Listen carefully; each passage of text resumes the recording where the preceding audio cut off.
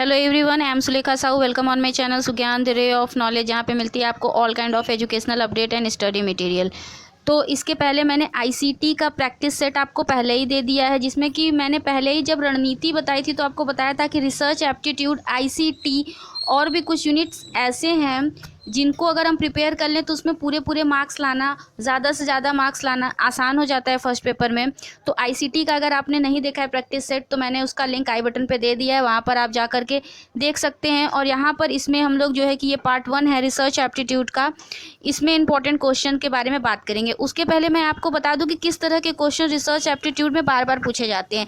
क्रियात्मक अनुसंधान, सादृश्यात्मक और जो है कि शोध के चरण, सहभागी असहभागी अवलोकन, इस निदर्शन, इस तरह के जो क्वेश्चन है वो बार बार एग्जाम में पूछे जाते हैं। तो चलिए मैं आपको कुछ इम्पोर्टेंट क्वेश्चन दिखाती हूँ। यहाँ पर आप स्क्रीन पर देख सकते हैं, निम्नलिखित में अनुसंधान चरणों का कौन सा क्रम तार्किक है, मतलब सही है। तो यहाँ पे आप देख सकते हैं ए बी सी और ये डी ऑप्शन दिए हुए हैं। यहाँ पे ऑप्शन पे निशान पहले से इसलिए लगा हुआ है क्योंकि ये सीरीज जो है मेरे पास है वो सॉल्व है पहले से ही, तो इसलिए यहाँ पर निशान लगा हुआ है। तो हम यहाँ पे समझते हैं कि जो है कि यहाँ पे ऑप्शन नंबर सी जो है यहाँ पे सही है, मतलब कि सबसे पहले समस्या स्थापन, फिर परिकल्पना का निर्माण करते हैं, फिर शोध अभिकल्प का विकास होता है, फिर प्रदत्त एकीकरण होता है, प्रदत्त विश्लेषण होता है, प्रदत्त से हम मतलब डाटा से है, सामान्यीकरण होता है, फिर निष्कर्ष और निरूपण होता है।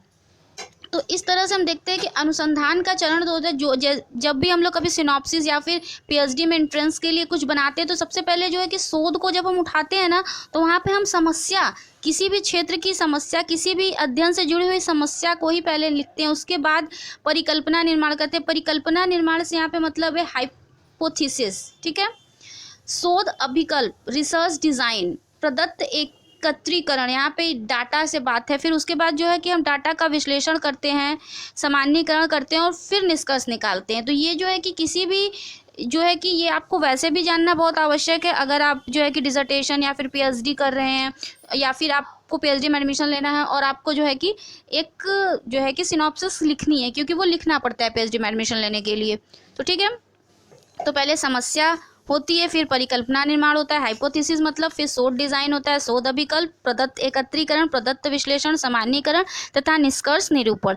इस वाले सेमेस्टर में बहुत जल्दी एग्जाम हो रहा है, मगर मैं अपने नेक्स्ट वाली जो होगी उसमें मैं आपको लेक्चर मोड में रिसर्च मेथोडोलॉजी पूरा बताऊंगी, 1 बाय 1 लेक्चर के माध्यम से कवर करूंगी कि ये सारी चीज़ें क्या होती हैं और कैसे वर्क करती हैं। अभी बहुत कम समय है इसलिए सिर्फ और सिर्फ प्रैक्टिस सेट के माध्यम से ही आपको चीज़ों को समझाने का पूरा प्रयास कर रही हूँ। ये देखिए उसी टाइप का एक दूसरा क्वेश्चन, इसमें भी जो है कि चरण या सोपान की ही बात की गई है। क्रियात्मक अनुसंधान करने में सोपानों का सामान्य अनुक्रम क्या होता है। क्रियात्मक अनुसंधान से आप समझ रहे हैं मतलब होता है एक्शन रिसर्च। एक्शन रिसर्च क्या होता है, मतलब कि किसी भी चीज़ पे तुरंत एक्शन ले लिया जाता है, वहाँ पे तुरंत जो है कि उसका जो है उससे जुड़ी समस्या का समाधान करने की कोशिश की जाती है या समस्या का समाधान किया जाता है। तो इस तरह का जो रिसर्च होता है उसे क्रियात्मक अनुसंधान या फिर एक्शन रिसर्च कहते हैं, ठीक है। तो इसका जो आंसर है वो है पहले योजना का निर्माण होता है, फिर क्रियान्वयन होता है, फिर प्रेक्षण होता है, फिर विमर्श होता है। मतलब पहले हम योजना का निर्माण करते हैं, फिर उसका क्रियान्वयन करते हैं, फिर प्रेक्षण होता है, फिर विमर्श होता है, ठीक। ये बहुत पूछे जाते हैं, आपको क्रियात्मक अनुसंधान पढ़ के ही जाना है। मैंने बता भी दिया आपको क्रियात्मक अनुसंधान क्या होता है और उसमें शोध के चरण क्यों इंपॉर्टेंट है वो भी बता दिया। देखिए ये एक ही क्वेश्चन कितनी बार पूछे जाते हैं, इसलिए मैंने इन क्वेश्चन को जो है कि इसमें सम्मिलित किया हुआ है। किसी विद्यालय का प्राचार्य विद्यालय के कार्यक्रमों में शिक्षकों तथा छात्रों के प्रतिभाग को अभिवृद्ध करने की संभावना का पता लगाने के लिए उनके साथ साक्षात्कार सत्र आयोजित करता है। यह प्रयास अनुसंधान के किस प्रकार से संबंधित है, ठीक है। इसमें भी वो जो है कि किसी,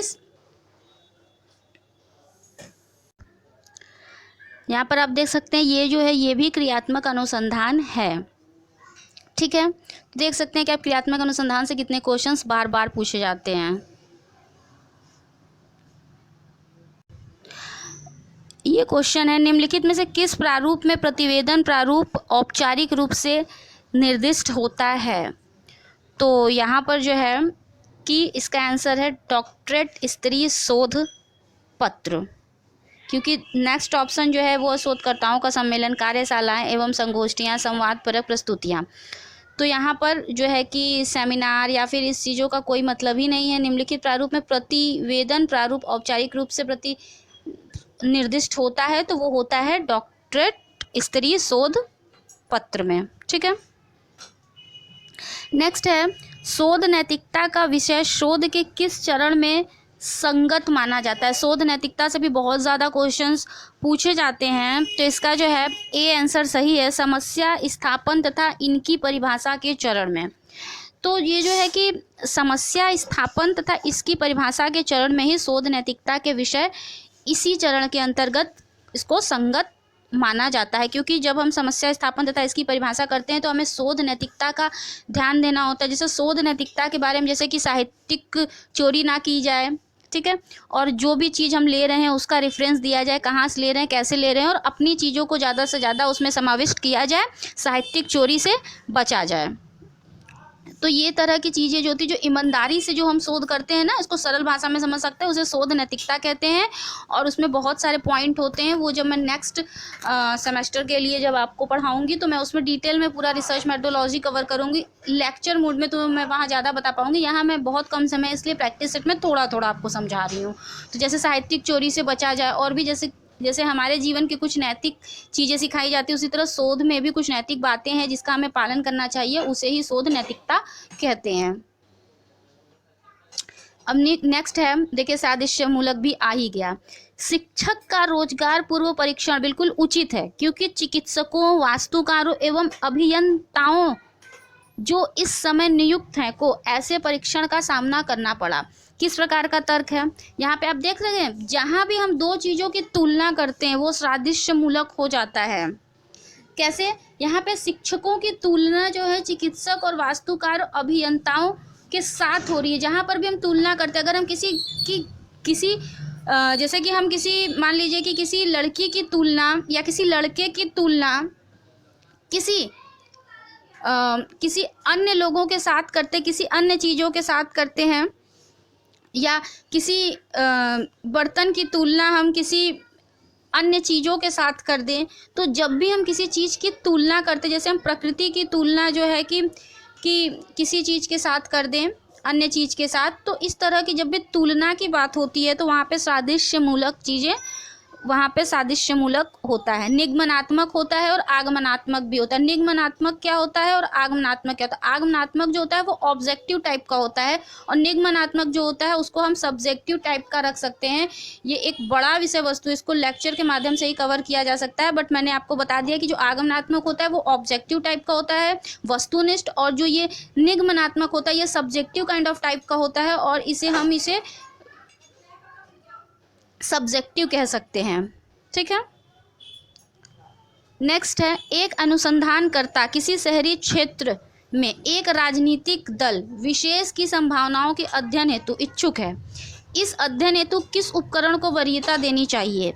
तो यहाँ पे आंसर है निर्धारण मापनी। मैंने सरल से लेके कठिन काइंड ऑफ क्वेश्चंस को यहाँ पे समाविष्ट करने की कोशिश की है, जिससे कि आपको मिले हर तरह के क्वेश्चंस। और भी इसके पार्ट 2 भी आएंगे, अभी पार्ट 3 भी आएगा, तो जितना मैं दे सकूंगी उतना मैं पार्ट बनाऊंगी। ये पार्ट 1 है, निर्धारण मापनी, और मैं डील करती जाऊंगी ताकि आपको समझ में आ सके, क्योंकि अभी एग्ज़ाम बहुत सर पे है और लेक्चर मूड तो अभी बहुत, मतलब एक ही को करने में बहुत ज़्यादा समय लग जाएगा, और आपके पास भी समय नहीं है, आपको सबको कवर करना है। निम्नलिखित में से कौन सा कथन सहभागी अनुसंधान के संदर्भ में सही नहीं है? मतलब कि आपको जब इस तरह के क्वेश्चन देखते हो तो आपको ये भी देखना चाहिए कि क्या क्या सही है, क्योंकि कभी कभी क्या होता है ना कि सही चीज़ों का कूट बनाने को दे देता है, कूट बनाने वाले में मैक्सिमम जो होते हैं आपको आता हुआ चीज़ भी गलत हो जाता है, क्योंकि अगर आप एक भी ऑप्शन इधर से उधर कर देते हैं तो आपको आता हुआ सवाल गलत हो जाता है। तो यहाँ क्या है, इसका एकमात्र उद्देश्य ज्ञान का उत्पादन, ये सही है। यह लोगों का विशेषज्ञ मानने पर जोर देता है। और डी, यह जांच की एक सामूहिक प्रक्रिया है। ठीक है, एक्चुअली सहभागी और लोग अनुसंधान होता क्या है मैं वो बता देती हूँ पहले। सहभागी अनुसंधान वो अनुसंधान है, जैसा कि किसी, मान लीजिए आपको किसी ट्राइबल ग्रुप या किसी ग्रुप का अध्ययन करना है, उसमें जो अनुसंधान करता है वो बिना अपना परिचय बताए उनके साथ जो है कि वो जुड़ जाता है और वो अपना अनुसंधान करने लगता है। वो बिना बताए कि वो एक अनुसंधान करता है और उस ग्रुप के साथ रहने लगता है और वहाँ पर अपना जो कार्य है उसको करने लगता है। तो इस तरह के अनुसंधान में होता क्या है कि जो सहभागी अवलोकन में जो व्यक्ति होता है ना, उसमें वो एक मेंबर बन जाता है, अपना अनुसंधान करता है, अपना परिचय नहीं बताता है कि वो एक अनुसंधान करता है।